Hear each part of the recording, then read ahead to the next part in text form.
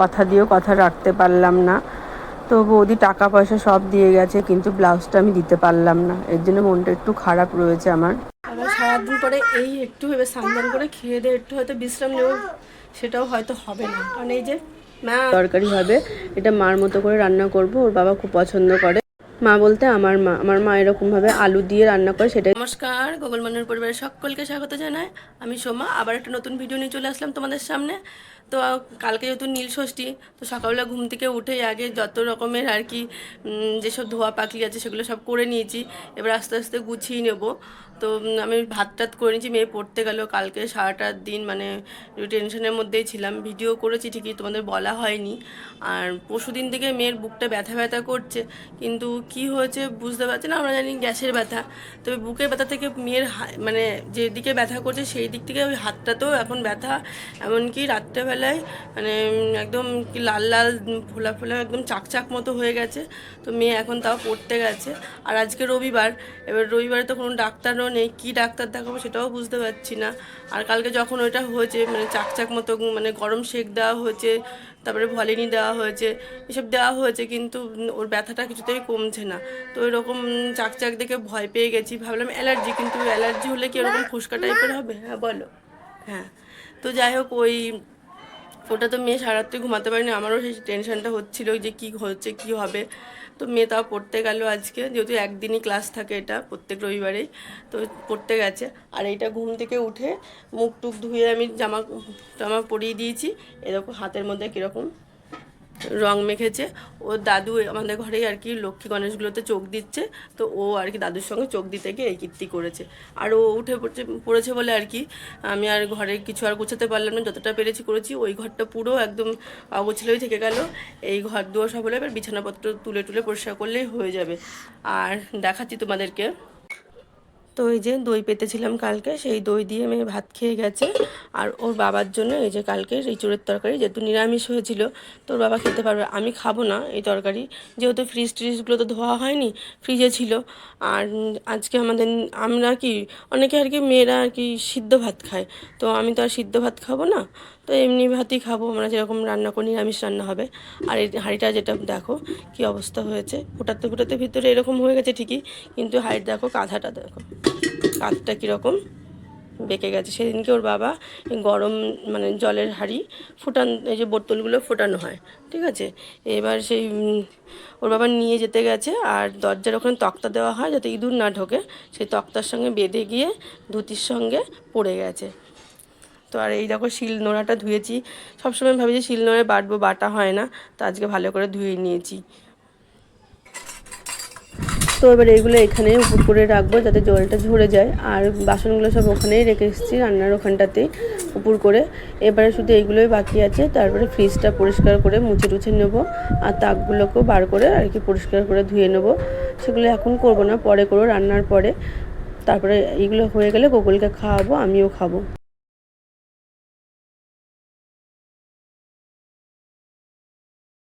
তো আমি এখন লাউ কাটতে নিয়েছি, গতকালকে নিয়ে এসেছিলো। আজকে রান্না হবে লাউ দিয়ে ডাল, সেটা বসিয়েছি। আর এদিকে লাউয়ের তরকারি হবে, এটা মার মতো করে রান্না করব, ওর বাবা খুব পছন্দ করে। মা বলতে আমার মা এরকমভাবে আলু দিয়ে রান্না করে, সেটাই তোমাদেরকে দেখাবো। আর রান্না হবে পনির তরকারি। তো আজকের ভিডিওটা একটু খাপছাড়া খাপছাড়া দেখতে লাগবে, কিছু মনে করো না। যেহেতু মানে এই কোনো পার্বণের সময় একটু ধোয়াধুয়ি কাচাকুচি এইসব থাকে, তখন একটু কাজের চাপ থাকে। আর তার থেকে বড় কথা আমার স্ট্যান্ডটা নেই, ভেঙে গেছে। আর মেয়েও বাড়িতে নেই, আর মেয়ে বাড়িতে থাকলেও হয়তো আমার ভিডিওটা করে দিতে পারতো না, ওর হাতে ব্যথা বলে। তো যাই হোক, একা একা ওই কাজ করতে গিয়ে ফোন ধরা আমার পক্ষে সম্ভব না। তাই আমি কি কি কাজ করলাম তোমাদেরকে দেখাতে পারলাম না ঠিক করে, তো মুখেই বলে দিলাম। আর তাছাড়া বলার কি আছে, সবারই প্রায় এই পার্বণের দিনে আর কি কাজকর্ম থাকে একই ধরনের, কেউ আগে কেউ পরে করে নিজেদের সুবিধা মতো, তাই না? তা আমিও সেইভাবেই করে নিয়েছি। গুগলটা এত মা করে না, এখন আর কারো কাছে থাকতে চায় না। দেখছো তো, ঘরে ছিল, ফোনটা দিয়ে কার্টুন দেখতে দিয়েছিলাম, তো সেই পাশে এসেই আমার কাছে বসলো। তো ভিডিওর এই পর্যায়ে এসে সকল বন্ধুদেরকে অনেক অনেক ধন্যবাদ ও ভালোবাসা আমার পাশে থাকার জন্য। আর যারা নতুন দেখছো তারা আমার চ্যানেলটিকে একটু সাবস্ক্রাইব করে দিও, তাহলে খুব ভালো হয়। আর যদি ভালো লাগে তোমাদের সকলকে বলছি, ভিডিওটা দেখে লাইক কমেন্ট করে দিও, তাহলে আমি একটু উৎসাহ পাবো।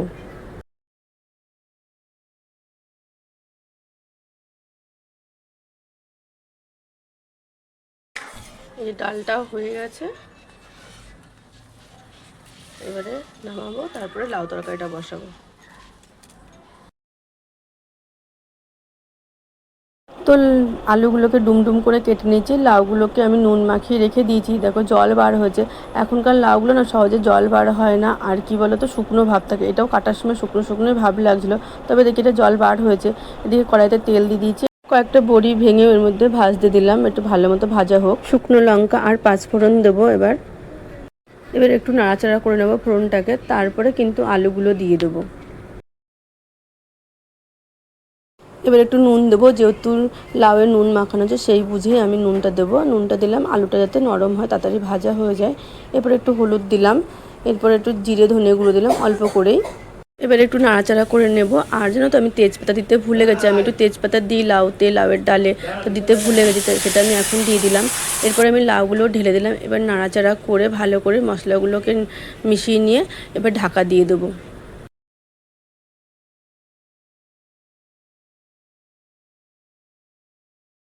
পেঁপে আর তরমুজ কেটে দিলাম, গোগুলকে দেবো, দেখি কি করে। সান্দান হয়ে গেছে এরই মধ্যে।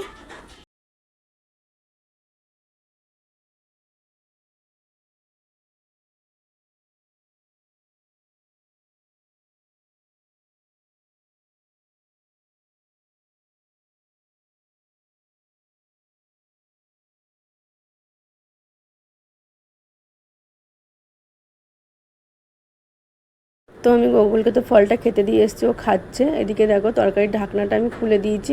এবার একটু নাড়াচাড়া করে নিচ্ছি, দেখছি আলু টালুগুলো সিদ্ধ হয়েছে কিনা। কি সুন্দর সব সিদ্ধ হয়ে গেছে। এর মধ্যে আমি একটু চিনি দেবো, এবার একটু গরম মশলা গুঁড়ো দেবো, আর ছোটো মার থেকে একটুখানি ধনে পাতা নিয়ে এসেছি, সেগুলো কুচি করে ওর মধ্যে দিয়ে একটু মিশিয়ে নেবো।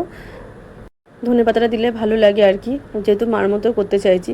তারপরে দেখো রান্না করতে করতেই এদিকে আমি সব বাসন টাসন যেগুলো বেরিয়েছিল সেগুলো আবার মেজে নিলাম, আর ফ্রিজের জিনিস কিছু ছিল সেগুলো একটু ধুয়ে পরিষ্কার করে নিচ্ছি। অল্প কিছু কাঁচা আছে, সেগুলো কাচাকুচি করে নেবো।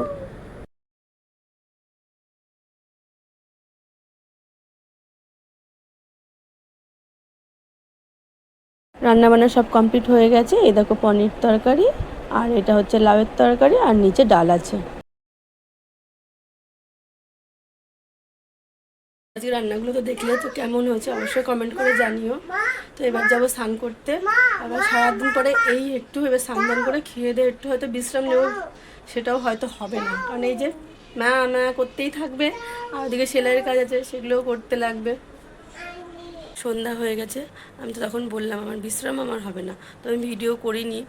যতক্ষণ শাড়ি পিকো করলাম, গোগলকে ঘুম পাড়িয়ে রেখে তারপরে একটা ব্লাউজ পিস কাটলাম লালটা, যার ব্লাউজ সেই বৌদিও এসেছিলো, দিয়ে আবার দুটো নাইটি আবার তিনটে ব্লাউজ দিয়ে গেল, বলে এগুলো একটুখানি সেলাই করে দিও, মেয়ের জন্য কালকে নিয়ে যাবে, আর তুমি সবুজ ব্লাউজটা নয় রেখে দাও, লালটা করে দাও। আমি বললাম হ্যাঁ লালটাই করবো, কারণ আমার লালটাই তাড়াতাড়ি হবে, আর সবুজটা অনেক হ্যাঙ্গামা আছে, তাই আমি এখন ওই লাল ব্লাউজটা সেলাই করতে বসবো। আর দেখো আবারও বেল পেরেছে আমাদের গাছ থেকে, এটা দেখানোর কিছু না, কারণ কালকে মানে নীলষষ্ঠী, তার জন্য বেল পেরেছে ঠাকুরকে দেওয়ার জন্য আর আমাদের খাবার জন্য। ঠিক আছে, কালকে যেহেতু মানে ফল টলই খেতে হবে, ভাত তো খাবো না, তার জন্য বড় বেলটা পেরেছে ঠাকুরকে দেওয়ার জন্য। আর তোমাদের তো বলেছিলাম যে আগের বেলটা আমরা কে নিচে জানতে পারিনি, ঠাকুরকে দেওয়ার ইচ্ছা ছিল প্রথম যে বেল, সেই বেলটা যে নিচে সে কিন্তু বলেছে আজকে। আগের দিন বেলপাত থেকে রূপা বলেছে আমি নিয়েছি, আর আজকে বেলপাত থেকে প্রথম যে বেলটা নিয়েছে সেও বললো আমি পেয়েছি। মানে কি দেখো, কিন্তু এতদিনে যখন আমরা বলেছি কে পেলো, যখন প্রথমে আর কি বলছিলাম কে পেয়েছে, কেউ একটু মানে ঠাকুরকে দিতাম, তখন কিন্তু কেউ বলেনি যে আমরা পেয়েছি, কিন্তু সবাই পরে পরে বলেছে। তো যাই হোক, যাবার হয়ে গেছে। এবার দেখো এই যে ফাটা বেলগুলো আমার গোগল যেটা একটা ফাটিয়ে ফেলেছে, সবসময় আমি এখন ফ্রিজে ঢুকিয়ে রাখবো, তখন ভুলে গেছিলাম ঢেকে রেখেছিলাম। বেলগুলো এত সুন্দর গন্ধ না, বাইরে থাকলে ইঁদুরের নিয়ে টানাটানি করবে, বুঝেছো। কারণ এই যে গত রোববার যে বেল পেরেছিল, বাবা বেলপানা করেছিল, করার পরে এবার সেই আচ্চা বলে তো ওইগুলোকে নিয়ে কোথায় কোথায় দিয়েছে। আজকে ঘর পরিষ্কার করতে গিয়ে ফ্রিজের তলা থেকে এই বেঞ্চের তলা থেকে পেলাম, কিন্তু রোজই ঘর পরিষ্কার করছি, কোথায় যে নিয়ে চলে, আর চারিদিকে শুধু গন্ধ পেতাম, মানে যে কদিন আর কি এটা ছিল, তা এখন আর নেই গন্ধ, তা যে পেলাম। তাই বলছি যে এইগুলো আর কি যদি না ঠিক সরিয়ে রাখি, তাহলে কখন ভুলে যাব, ইঁদুরের পেটে চলে যাবে সব কোথায়। আজ একটা বাজে ব্যাপার হয়ে গেল, কথা দিয়েও কথা রাখতে পারলাম না। তো বৌদি টাকা পয়সা সব দিয়ে গেছে, কিন্তু ব্লাউজটা আমি দিতে পারলাম না। এর জন্য মনটা একটু খারাপ রয়েছে আমার। কারণটা সেলাই করে নিই, তারপর তোমাদেরকে ভেঙে বলছি। তো বাজে ব্যাপারটা হলো এই যে কি বলতো, যে আমাকে এই যে সেলাই করতে দিয়েছে, এটা সবে আমি বসেছি, তখন তো বললাম যে সেলাই করতে বসবো, আর সবে বসেছি। তো বসার পরে আমাকে ফোন করে বলছে বাড়িতে গিয়েই যে বৌদি তুমি আমাকে অল্টারগুলো আগে করে দাও, ব্লাউজটা রেখে দাও, তোমাকে করতে হবে না। কারণ হচ্ছে ওর বাবা মানে দাদাটা নাকি কালকে ভোরবেলায় যাবে। বলছে মেয়ে ফোন করছে যে ভোরবেলায় যেতে, তাই ভোরবেলায় চলে যাবে, তা তুমি তো আর অত সকালে দিতে পারবে না, তা তুমি আমাকে এই সন্ধ্যার মধ্যেই যেগুলো অল্টার করতে দিয়ে আসলাম সেগুলো করে দাও, সেগুলো নিয়ে ওর বাবা চলে যাবে। ওদের বাড়ির সুন্দরবন অনেকটা দূরেই যাবে এখান থেকে, এখানে আসলে কাজ করে। তা বললাম ঠিক আছে। তাই আমার খারাপ লাগছে যে কথা দিয়েছিলাম, কথাটা রাখতে পারলাম না। খারাপ লাগছে, সবে মেয়েটার বিয়ে হয়েছে, তো পড়তো ওদের ওখানে মেলা টেলা বেশ বড় করে, ওই জন্য মনটা খারাপ লাগছে। তো আমি বৌদিকে বললাম এরকম তো কখনো হয় না। বলছে সে তো আমি জানি তোমার কখনোই হয় না, তাছাড়া বৌদি আমাকে জোর করেই রীতিমতো লালটা দিয়ে গেছে। প্রথমে সবুজটা দিয়েছিল, তখনও মঙ্গলবার বলেছিল, লালটা দিয়েও মঙ্গলবার বলেছে। দাদা হঠাৎ করে সোমবার দিন যাবে বলে, তার সোমবার দিন বিকেলে, তো বিকেলে হলে আমার হয়েই যেত, একটা অন্তত হয়েই যেত। আর মঙ্গলবার হলে তো কোনো কথাই নেই, দুটোই পুরো কমপ্লিট করে দিতে পারতাম। ওই দাদার জন্য গন্ডগোলটা হয়ে গেল। তো যাই হোক, আর কি করা যাবে। আর শীর্ষকের জন্মদিন আজকে, তো তার জন্য একটু কেক পায়েস দিয়ে গেছে, তো গুগলকে এখন একটু খাওয়াবো। ঠিক আছে, তো আজকের মধ্যে ভিডিওটা এই পর্যন্ত। সবাই সুস্থ থাকো, ভালো থেকো, টাটা।